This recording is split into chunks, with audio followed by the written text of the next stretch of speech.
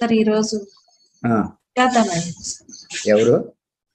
Ongole Sujatha, అంగమూరి Sujatha madam. మాట్లాడమ్మా. నమస్తే గురువు గారు. చెప్పమ్మా.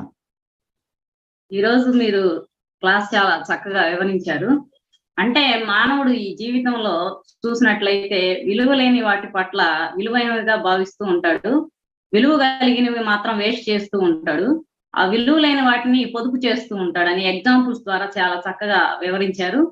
ఈ సోప్ ఎగ్జాంపుల్ కానీ, పేస్ట్ ఎగ్జాంపుల్ కానీ, అంటే కేవలం ఆ చిన్న చిన్న ముక్కల కోసం, ఆ చిన్న కొంత పేస్ట్ కోసము, వీటన్నిటి కోసం కకృతి పడి వీటిని మరలా ఇంకో సోప్ ఖండించడము, అదే విధంగా పేస్ట్ కట్ చేసి మరి వాడటము, ఇలాంటివి చేస్తూ ఉంటాడు. కానీ విలువైనటువంటి వాటి కాలం కానీ కకృతి అదేమి కాదు, కానీ అన్నిటినీ దేన్ని వృధా చేయకూడదు. అల్పం